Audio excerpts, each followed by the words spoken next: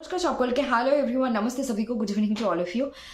So এখানে video বানানোর আগে আমি লাইভে বানানোর চেষ্টা করলাম, তো কারণ বারবার কেটে যাচ্ছে, আমি কেন বুঝতে পারছি না, তো আমি এখানেই নিয়ে এলাম। আর আজকে আমি যদি ভিডিও না বানাই তাহলে কোথাও না কোথাও আনফেয়ার হয়ে যাবে, মানে অন্যায় হয়ে যাবে। সেটা হচ্ছে আগামীকাল গেট পরীক্ষা আছে হিউম্যানিটিজ অ্যান্ড সোশ্যাল সায়েন্সের ডিপার্টমেন্টের জন্য। তো আমার কর্তব্য কালকে পরীক্ষার আগে কিছু ইম্পর্টেন্ট বিষয় বলা, যেগুলো আমি আগেও লাইভ সেশনে বলেছি, ভিডিওর সেকশনে বলেছি, আজকেও বলবো, কারণ আমার কর্তব্য বলতেই হবে। শুধু বলা নয়, কাজে করে দেখানো অবশ্যই। সো প্লিজ আসুন, যুক্ত হয়ে যান অবশ্যই এসবি লিটারেচারের সঙ্গে, অ্যান্ড লাইক, কমেন্ট, শেয়ার এবং সাবস্ক্রাইব। जो নতুন হয়ে থাকলে চ্যানেলকে সাবস্ক্রাইব করতেই হবে, আর ऑलरेडी একজন সাবস্ক্রাইবার হয়ে থাকলে চ্যানেলকে लाइक कमेंट शेयर করতে হবে। अगर आप नए हैं तो चैनल को जरूर सब्सक्राइब करके जुड़ जाइएगा। अगर आप ऑलरेडी एक सब्सक्राइबर है तो हमें लाइक कमेंट शेयर करके हमें इंस्पिरेशन, या फिर आप कह सकते हो हमें अनुप्राणित, हमें आप लोगों से चाहिए ए पॉजिटिव एनर्जी, जिससे हम आने वाले टाइम में और 10 गुना बेहतरीन तरीके से काम करेंगे। क्योंकि आप लोग हमें दे सकते हैं डायरेक्टली, क्या पैसे से भी ज़्यादा कुछ, वो है positive energy, vibes and good wishes and support. That is like, comment, share and subscribe and your positive blessings. Okay, so please come and join and keep watching, keep learning. And मुझे आप लोगों को आज कहनी है, tomorrow is our GATE examination 2026। So before that I have to say something. अगर मैं exam से पहले ये नहीं कहूंगी तो कहीं ना कहीं ये इनजस्टिस होंगे उन सभी को लोगों के लिए, उन सभी बच्चों के लिए जो लोग ये एग्जाम देने जा रहे हैं। क्योंकि गेट के बारे में मुझे बार बार ये बढ़ा चढ़ा के कहने की ज़रूरत नहीं है कि वेस्ट बंगाल में या फिर पूरे भारत में हम ही पहले हैं जो बंगाली, हिंदी, इंग्लिश तीनों लैंग्वेज में बोल रहे हैं। ऐसे कुछ नहीं है। हमें कुछ भी अपने खुद, हमारे कंपटीशन दुनिया के किसी और कोई प्लेटफॉर्म से, कोई किसी और इंसान से, या फिर कोई भी एप्लीकेशन के साथ नहीं है। अगर किसी के साथ कंपटीशन है तो वो है हमारे खुद के साथ। क्योंकि हमारे खुद के अंदर जो खामियां है, खुद के अंदर जो डर है, खुद के अंदर जो नेगेटिव एनर्जीज है, उनको धीरे धीरे करके एक एक करके उनको वहाँ से तबाह करना, उनको वहाँ से उखाड़ के फेंकना, फिर उसके बाद आगे बढ़ना। और खुद के एक मतलब अच्छी कथा कोई अंत नहीं होता है, तो बेहतरीन से बेहतरीन रूप में खुद को लेकर आना काम के साथ। और जब तक हम जीवित हैं ये कोशिश जारी रहेंगे, क्योंकि ये भी आपके कॉम्पिटिटिव एग्जाम क्रैक करने के जैसे ही एक अभ्यास है, एक प्रैक्टिस है। रातों रात ये नहीं हो सकते किसी की लाइफ में भी। ठीक है, सो शुरू करते हैं। आज मैं गेट एग्जाम से पहले तो कहूँगी जो इंपॉर्टेंट है, बंगाली, हिंदी दोनों लैंग्वेज में कहूँगी। तो आप लोग नए हैं तो चैनल को जरूर सब्सक्राइब करके जुड़ जाइएगा। ऑलरेडी एक सब्सक्राइबर है तो चैनल को लाइक, कमेंट, शेयर करके हमें तो इंस्पिरेशन, मोटिवेशन, एनर्जी दीजिए। हम आने वाले टाइम में और बेहतरीन तरीके से काम करेंगे, और हम लोग अब एक दूसरे के हाथों में हाथ रख के लाइफ एंड करियर, जिंदगी एंड हमारे जो कर्म है, दोनों को बैलेंस करके आगे बढ़ेंगे। जिंदगी में जितने भी ऑब्स्टिकल्स आएंगे उसको हम साथ मिलके लड़ेंगे, आगे बढ़ेंगे, टिके रहेंगे। और नेचुरली जिस दिन हमें जानी होगी इस धरती से हम चले जाएंगे, है ना। थोड़ी ना कोई यहाँ पे परमानेंटली रहने के लिए हम आए हैं, कोई भी नहीं। सो शुरू करते हैं। तो मुझे ये कहनी है कि मैं ये पहले भी लाइव सेशंस में इस लिटरेचर में कह चुकी हूँ, वीडियो सेक्शन में भी कह चुकी हूँ। फिर भी मुझे, मेरी जो काम है रिमाइंडर देना, एक मम्मा पापा मतलब पेरेंट्स जब बच्चे को बड़े करते हैं बचपन से लेकर आज तक, मतलब या फिर उनके मतलब मृत्यु तक जो वो टेक केयर करते हैं उनके बच्चों के, हमेशा ही जितना ही चाहे बच्चे बड़े क्यों ना हो जाए, उनको बोलते हैं ये मत कर, ये गलत है, ये मत कर, ये सही है। कहीं ना कहीं कुछ चीज़ों में है जो हमें पाबंदी नहीं लगाना चाहिए, कुछ चीज़ों में है जहाँ पे हमें छूट देनी चाहिए। क्योंकि मामा पापा हर टाइम गलत नहीं होते हैं, और उम्र में बड़े सभी लोग हर टाइम सही भी नहीं होते हैं, बट समय के साथ साथ सभी चीज़ समझ में आने लगते हैं। तो मुझे ये कहनी है कि टीचर भी पेरेंट की तरह होते हैं, गार्जियन की तरह होते हैं। तो जो ऑब्वियसली हमें भी हमारी रिस्पॉन्सिबिलिटी है आपको नॉक करना, अगेन एंड अगेन। क्या नॉक करें कि क्या करनी है, क्या नहीं करनी है। इनमें से जो बच्चे इनको सुनेंगे, इनको उपयोग करेंगे, इसके रिजल्ट उनको देखने को मिलेंगे। जो नहीं करेंगे उनको भी मिलेंगे रिजल्ट देखने को, है ना। सो मुझे ये कहनी है कि again I am going to repeat all this things. These are number 1 क्या है कि आप आज कोई भी, आज शाम रात के 9 बजे चुके हैं, कोई भी स्ट्रेस मत लीजिए। जितना भी आपने पढ़ाई कर चुके हैं, चाहे आप ह्यूमैनिटीज सोशल साइंस के डिपार्टमेंट से हो, चाहे आप कोई और डिपार्टमेंट से हो, कल आपका अगर एग्ज़ाम है तो आज और कोई पढ़ाई करने की इस वक्त कोई ज़रूरत नहीं है। मोबाइल से, नोट से कुछ भी देखकर दिमाग कौतूहल करने के लिए, क्योंकि कल दोपहर 2:30 बजे से 5:30 बजे एग्ज़ाम हो, चाहे सुबह 9:30 बजे से 12:30 तक नून के टाइम, आफ्टरनून के टाइम जो होता है नून, उस टाइम में हो जाए आपका एग्ज़ाम, जिस भी शिफ्ट में, मॉर्निंग या फिर इवनिंग, बट जो हो चुका प्रिपरेशन हो चुका है इस वक्त, तो फुल स्टॉप लगा दीजिए और प्रॉपर स्लीप लीजिए, मतलब सही तरीके से नींद लीजिए रात को, और खाना ठीक ठाक खाइएगा। और जिस भी सेंटर में आपका एग्जाम है, मतलब आपको विंटर कंफर्टेबल क्लोथ्स पहननी है, वाटर बॉटल ट्रांसपेरेंट, फिर आपका पेन खुद से लेकर जानी है, लेकिन वो लोग देंगे तो वही लेना, अपने बाहर में छोड़ देना गार्जियन के पास। फिर एडमिट कार्ड के प्रिंट आउट, आपका आईडी प्रूफ, और आप ऐसा कुछ भी साथ में कैरी ना करें जो आपको हॉल में अलाउ ना करे, ठीक है। फिर उसके साथ एग्ज़ाम हॉल में ठीक टाइम में कम से कम 2 घंटे पहले पहुंचना। नेट एग्ज़ाम की तरह गेट एग्ज़ाम में भी वैसे ही पाबंदी लगाया जाते हैं। This is also CBT based exam, computer based test and 3 hours exam with negative marking. And आपको भी वहाँ पे गेट क्लोजिंग के टाइम के पहले पहुँचनी है। मिनिमम 1 घंटे पहले सेंटर में जाइए, मैक्सिमम 2 घंटे पहले। और वहाँ पे जाके जब आप एग्ज़ाम हॉल में एंट्री ले रहे हो, अपने कंप्यूटर के सामने, स्क्रीन पे सामने हो, तो आप लोग वहाँ पे बैठो और रिलैक्स रहो। कोई भी ऐसा बिहेवियर कुछ भी ना करो कि आपको वहाँ से निकालने की या फिर कुछ मिस्टेक्स आपको पकड़े। किसी के साथ मिसबिहेव मत करिएगा, एक चाहे आपका इन्विजिलेटर हो, चाहे कोई बगल में कुछ कोई हो, चाहे कोई भी हो, गेटमैन हो, गार्ड्स हो, जो भी हो, सबके साथ अच्छे तरीके से पेश आइएगा, जितना है कुछ गलत हो ना हो फिर भी। उसके साथ साथ एग्ज़ाम हॉल में जब क्वेश्चन आपको मिल गए, तब आप क्वेश्चन को पढ़ो, नेगेटिव मार्किंग है, अच्छे से देखो, क्वेश्चन को एक बार पढ़ के आंसर मत करो, मिनिमम 2-3 बार पढ़ो। और HSS डिपार्टमेंट के तो 65 क्वेश्चंस रहेंगे, 100 मार्क्स होंगे, 1 मार्क एंड 2 मार्क्स के क्वेश्चंस होते हैं। कौन से क्वेश्चन में नेगेटिव मार्किंग है, कौन से में नहीं है, 65 में से कितने क्वेश्चन आप अटेम्प्ट करोगे, उसमें से कितने क्वेश्चंस आपको सही तरीके से आते हैं, कितने को डाउट है, बिल्कुल भी नहीं आते हैं कुछ क्वेश्चंस। 3 तरीके से होंगे। वैसे अगर आप जनरल कैटेगरी के हो और क्वेश्चन पेपर आपको देख के लग रहा है कि it is moderate kind of paper, तो आपको एटलीस्ट, आप जो भी कैटेगरी, मतलब in general category, unreserved category होंगे, तो आपको 65 में से एटलीस्ट 53-55 क्वेश्चन सही करके आनी चाहिए।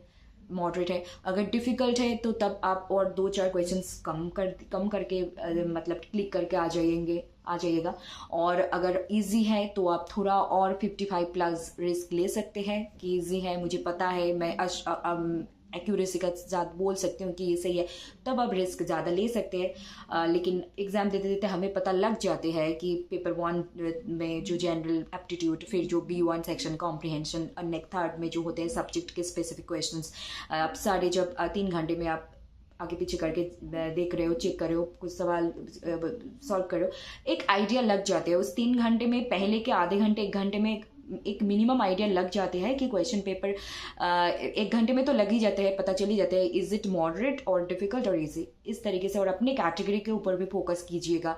और एसपी लिटरेचर पे वीडियो है, मीन्स कि what is gate exam in detail सब है, उसके डिस्क्रिप्शन 2 साल पहले वाला वीडियो में अगर आप देखोगे डिस्क्रिप्शन बॉक्स में जाओगे तो वहाँ पे आपको मिलेंगे कट ऑफ। और कट ऑफ के बाद मैं क्यों बोल रही हूँ, आपको 2021 से 2025 तक कट ऑफ अपनी कैटेगरी वाइज, सिर्फ अपनी कैटेगरी वाइज 3-4-5 साल के कट ऑफ को याद ध्यान में रखो। और कट ऑफ देख के आपको पता चलेंगे कि क्वेश्चन का डिफिकल्टी लेवल कितने थे, कट ऑफ से पता चलते हैं। तो उस आइडिया से आप अपने एग्जाम हॉल में जब रहोगे, सॉल्व कर रहे हो, तो मैं जो करती हूँ 3 घंटे समय रहते हैं, 65 क्वेश्चंस रहते हैं, वो भी कम पड़ जाते हैं। लेकिन अब मैं जो मतलब लास्ट 2 साल जब एग्ज़ाम क्रैक करने से पहले 2 साल मैंने की थी कि मैं जितने क्वेश्चन सॉल्व करूँ, मैं एक अंदाज़ा लगा लेती हूँ उसी एग्ज़ाम हॉल में बैठ के, बार बार नहीं, 2-3 मिनट में तो वो हो ही जाते हैं। लेकिन शुरू में नहीं, एग्ज़ाम ख़त्म होने के पहले, मतलब आधे घंटे पहले मैं ये करती हूँ कि मैं देखती हूँ कि मैं कितने रिस्क ली और कितने में मैं अश्योर हूँ कि ये क्वेश्चन का आंसर तो सही होंगे ही होंगे।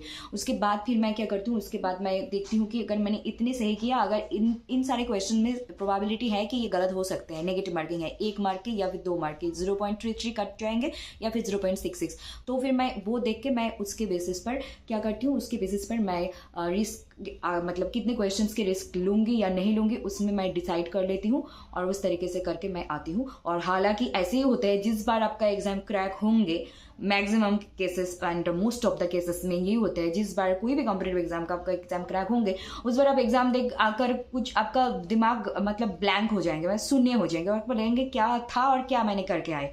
उसी एग्जाम में हमारे रिजल्ट पॉजिटिव आते हैं जिस टाइम में हम बहुत ज़्यादा पॉलिश्ड वे में रिवाइज करके अच्छे से जाके देते हैं और आकर बोलते हैं कि इस बार तो मेरी हर एक के क्षेत्र में नहीं लेकिन ज़्यादातर होता है, जिस बार हम उम्मीदें लगा लेते हैं, जिस बार हम सोचते हैं कि इस बार तो मैंने रिवीजन अच्छे से की, इस बार तो मैंने प्रैक्टिस की, इस बार तो मेरे एग्जाम निकलने ही निकलने हैं, लेकिन उसी टाइम में ऐसे हो जाते हैं कि कुछ चीज़ों से कुछ नंबर से छूट जाते हैं। लेकिन जिस बार हम अनएक्सपेक्टेड मतलब खुद एग्जाम देकर शॉक हो जाते हैं उसी टाइम अपना एग्जाम निकाल जाते हैं। मेरे साथ ये ऐसे हुए हैं, इसके मतलब ये नहीं कि सभी के साथ होंगे लेकिन मोस्ट ऑफ द केसेस ऐसे होते हैं। इसीलिए कहते हैं कि कोशिश जारी रखनी चाहिए, कब क्या हो जाए किसी को नहीं पता, लेकिन हारना नहीं चाहिए ज़िंदगी में कभी भी। और मुझे क्या कहनी है, और ये सारी चीज़ें मुझे अभी बंगाली में कहनी है। हालांकि मुझे मतलब आज मुझे प्रॉब्लम है, मुझे लोअर एब्डोमेन पेन है, बैक पेन भी है बिकॉज ऑफ माई पीरियड्स, फिर भी मैं ये वीडियो बना रही हूँ क्योंकि ये वीडियो मैं नहीं बनाऊंगी तो आप लोगों के साथ नाइंसाफ़ी होंगे, जो कि मैं नहीं कर सकती। चाहे जितना भी मेरी प्रॉब्लम हो, मुझे आप लोगों को 10 से 15 मिनट आज के लिए देनी ही है क्योंकि मैंने ये जर्नी शुरू की है। अगर मैं आपके साथ नहीं रहूँगी तो कौन ही आएंगे, है ना। और बहुत सारी जगह से आप ले सकते हो, लेकिन फिर भी my responsibility is my responsibility. And अभी मुझे ये फिलहाल बंगाली में कहनी है। और all the best to all of you. घबराइए मत, जो भी लोग रिलैक्स रहेंगे ना, वो अगर मैं पहले भी कह चुकी थी कि AGC नेट में भी जो रिलैक्स ज़्यादा रहेंगे उनके पास करने के क्रैक करने की संभावना बहुत ज़्यादा, और जो टेंस्ड हो जाएंगे एग्जाम हॉल में उससे पहले एग्जाम हॉल में, तो उनके अच्छे प्रिपरेशन के साथ भी उनके ना होने का चांसेस बढ़ जाते हैं। तो आपका सक्सेस होने का रेट आपके पढ़ाई से ज़्यादा इस वक्त इम्पॉर्टेंट कर आपके अप्रोचेस पर, आपकी अप्रोच से क्वेश्चन सॉल्व करो और आप कितने ठंड दिमाग से एग्जाम को डील कर रहे हो, ये आपका रिजल्ट डिसाइड करते हैं इस सारी चीज़ों के ऊपर फाइनली। एंड ये एकदम रियलिस्टिक प्रैक्टिकल बात है, ठीक है। So all the best to all of you, don't worry, everything will be fine and hope for the best and keep calm cool and relax, you can do it. তো এখন আমি এই বিষয়গুলো বাংলায় বলতে যাচ্ছি। আমি আগেও ইউজিসি নেট সম্পর্কে একাধিকবার লাইভ ভিডিও এবং ভিডিওর সেকশনে বলেছি, আজও বলছি।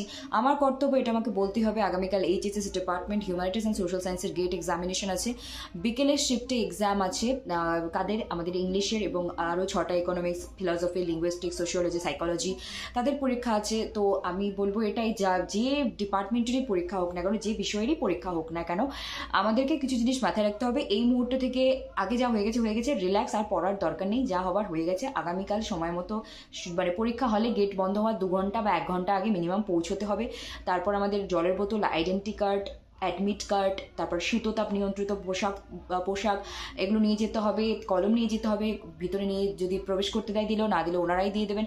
তারপর কারোর সাথে কোনো মিসবিহেভ করা যাবে না, ইনভিজিলেটর, গার্ড থেকে শুরু করে গেটম্যান থেকে শুরু করে পাশে কেউ থাকলে কারোর সাথে মিসবিহেভ করা যাবে না, যাই হয়ে যাক না কেন, ঠান্ডা মাথায় ডিল করতে হবে। এক্সাম হলে বসে প্রশ্ন একবার দেখেই উত্তর সলভ করা যাবে না, আমাদেরকে প্রশ্নটা এক নয় একাধিক 2বার বা কমপক্ষে 2বার, একটু হলে 3বার পড়ে নিতে হবে। নেগেটিভ মার্কিং তারপর আছে পরীক্ষায়, তারপর টেনশন করার কোনো দরকার নেই। আমাদের কি করতে হবে, ক্যাটাগরি ওয়াইজ এসপি লিটারেচারের হোয়াট ইজ গেট এক্সাম 2 বছর আগে দেওয়া আছে, ডেসক্রিপশন বক্সে গেলে ওখানে 5 বছরের কাট অফ দেওয়া আছে। ওই কাট অফ দেখলে কি হবে, ওই কাট অফ দেখলে একটা আইডিয়া লেগে যাবে কি প্রত্যেকের নিজের ক্যাটাগরি অনুযায়ী অন্ততপক্ষে 3 থেকে 5 বছরের কাট অফটা দেখে যাও, তাহলে এইটুকু মাথায় থাকবে যে আমি পরীক্ষার হলে কতগুলো প্রশ্নের রিস্ক নেব আর কতগুলো নেব না। এই মুহূর্তে এটা কেন বলছি, এটা নেগেটিভ মার্কিং না থাকলেও প্রয়োজন, নেগেটিভ মার্কিং থাকলেও প্রয়োজন। তো আমার এটাই বলার যে কাট অফটা মাথায় থাকলে আমরা ক্যাটাগরি ওয়াইজ একটু নিজেরা অ্যালার্ট থাকতে পারবো। তারপরে হচ্ছে কি, তারপর আমি যেটা করে থাকি বা করেছিলাম নেগেটিভ মার্কিং প্রশ্নের ক্ষেত্রে, যে পরীক্ষা শেষ হওয়ার আধা ঘন্টা আগে থেকেই 2-3 মিনিটের মধ্যে ওটা আমি করে নিই, যে আমি কটা প্রশ্ন ঠিক করলাম আর কটা আমি অ্যাকচুয়ালি জানি আর কটার মধ্যে মোটামুটি জানি আর একদম জানি না। তার মধ্যে আমি দেখতাম মাইনাস হলে কতটা মাইনাস হয়ে এসে দাঁড়াতে পারে, আবার প্লাস হলে কতটা, সেই হিসেবে আমি একটু মানে ক্যালকুলেট করে রেখে এক্সামটা দিতাম, তাতে নেগেটিভ মার্কিংয়ের ক্ষেত্রে একটু সুবিধা হয়। আর বিষয় হচ্ছে যে এই পরীক্ষা কেন, যে কোনো কম্পিটিটিভ এক্সাম ক্র্যাক করার মূল মন্ত্রই হলো keep calm cool and relax, মানে নিজের মাথা এবং মন দিল এবং দিমাগ এই দুটোকে যে কন্ট্রোল করতে পারবে, যে ঠান্ডা থাকবে, তার প্রস্তুতি যদি 100-এর মধ্যে 50, 80, 70% সিলেবাস কভার করেও সে যায়, তারও প্রবাবিলিটি প্রচুর সেই এক্সামে ক্র্যাক করার। কিন্তু যদি কেউ 100-এ 100 সিলেবাস কভার করে গিয়েও সেই স্ট্রেস, সেই প্রেশার, সেই অ্যাংজাইটিটা হ্যান্ডেল করতে না পারে, তাহলে কিন্তু তার পরীক্ষা মানে এত ভালো প্রস্তুতি থেকেও কিন্তু তার পরীক্ষায় সফল বা সো কল্ড যেটা আমরা বলি সফলতা, সেটা না পাওয়ার সম্ভাবনা কিন্তু বেড়ে যায়। তো এখানে আমরা রেজাল্ট নিয়ে ভাববো না, শুধু একটা পরীক্ষা, এবং আমরা খুব মানে মন দিল খোলা করে খুব ভালোভাবে পড়ে বুঝে পরীক্ষাটা দিয়ে আসবো। আর অনেক ক্ষেত্রে এরকম হয়ে থাকে যখন আমরা খুব ভালো প্রস্তুতি নিয়ে যাই, রিভিশন করি, প্র্যাকটিস করি, আশা নিয়ে যাই, ভালো পরীক্ষা দিয়ে এসে বলি না এবার আমার এটা হচ্ছে ওটা হচ্ছে, সেবারই কোনো কারণে থেকে যায়। আবার যেবার আমরা পরীক্ষা দিয়ে বেরিয়ে পুরো ব্ল্যাঙ্ক হয়ে যায়, শূন্য হয়ে যায়, কী ছিল কী হলো কী করলাম, সেইবারই হয়তো আমাদের পজিটিভ রেজাল্টটা হাতে এসে দাঁড়ায়। আমার ক্ষেত্রে হয়েছে বলে সবার ক্ষেত্রে হবে এরকম নয়, কিন্তু মোস্ট অফ দ্য কেসেস বা অনেক ক্ষেত্রে এরকম দেখা যায় যখন আমরা উম্মিদ বা কোনো আশা লাগিয়ে বসে থাকি তখন হয় না, কিন্তু যখন আমরা আশাটা ছেড়ে দিয়ে শুধু কাজটা করে বেরিয়ে আসি তখনই ভগবান রেজাল্টটা দেয়। আবার কখনো কখনো ওপেন চ্যালেঞ্জ, কখনো কখনো নিজেকে চ্যালেঞ্জ অবভিয়াসলি দরকার হয়। These are also a scientific technique to deal with your success, to deal with your examination, to deal with your life. Sometimes these are also very important thing if you use it in a proper way. So that's it for today. Thank you very much. Stay connected with Spirit Literature and do like, comment, share and subscribe to Spirit Literature. Hit or click or press the bell icon so that you never miss an updates. নতুন হয়ে থাকলে চ্যানেলকে subscribe করতেই হবে, already একজন subscriber হয়ে থাকলে চ্যানেলকে লাইক, কমেন্ট, শেয়ার করে আমাদেরকে অনুপ্রাণিত, উৎসাহিত, উদ্দীপিত করতেই হবে। আপনারা বা তোমরা আমাদের জন্য যেটা করতে পারেন সেটা হলো আমাদের জন্য পজিটিভ, মানে একদম সদর্থক চিন্তাভাবনা, আশীর্বাদ, ভালো শুভকামনা এবং লাইক, কমেন্ট, শেয়ার, সাবস্ক্রাইব। বলে না যে অনেকে টাকা দিয়েই উপহার দেওয়া যায় বা টাকা দিয়ে মানুষের উপকার করা যায়, না, টাকা ছাড়াও একটা বৃহৎ, ওর থেকেও মানে টাকা দিয়েও যার তুলনা হবে না, একটা বৃহৎ জিনিস আছে, সেটা হলো তোমার মনের স্বচ্ছ ইন্টেনশন বা তোমার মনের পবিত্র মানে আশীর্বাদ বা ব্লেসিংস যেটা আমরা পাঠাই, সেটা যদি সত্যি ইন্টেনশন পিওর থাকে সেটা সত্যি কাজে লাগে। সেটা আশীর্বাদের ক্ষেত্রেও কাজে লাগে, অনেক সময় অভিশাপের ক্ষেত্রেও কাজে লাগে, কিন্তু আমরা অবশ্যই সেটা সাইডে রাখবো, কারণ ওটা কেউকে দেওয়া উচিত না, কারণ কেউকে দিলে সেটা 10 গুণ নিজের ওপরে রিটার্ন চলে আসে, ওটা না করাই ভালো। আশীর্বাদটা নিয়ে থাকাটাই ভালো। আশীর্বাদ নাও, দাও একদম পিওর ইন্টেনশন নিয়ে, that is healthy, fruitful and that is obviously pure. তো ঠিক আছে, নমস্কার, ধন্যবাদ, ভালো থাকুন, সুস্থ থাকুন, সবার পরীক্ষা খুব ভালো হবে। আর বলতে হবে yes I can do it, relax থাকতে হবে, ঠান্ডা মাথায় এক্সামটা ডিল করে আসতে হবে, যেগুলো বললাম। অবশ্যই প্রত্যেকের পরীক্ষা খুব ভালো হবে। আমার অসুবিধে থাকা সত্ত্বেও আমি এই ভিডিওটা বানালাম, কারণ আমি যদি এটা না বানাই তাহলে এটা কোথাও না কোথাও অন্যায় করা হবে। গেট এক্সাম যাদের আগামীকাল বা পরবর্তীতে আছে, আর আমরা ইউজিসি ডেট নিয়ে সবসময় ভিডিও বানিয়ে থাকি, কিন্তু গেট এক্সামও তো একটা গুরুত্বপূর্ণ বিষয়, তাই না? লাস্ট 5 বছর থেকে আমাদের জন্য একটা এক্সট্রা অপরচুনিটি। সো ধন্যবাদ, নমস্কার, ভালো থাকুন, সুস্থ থাকুন, like, comment, share and subscribe. Bye bye, take care.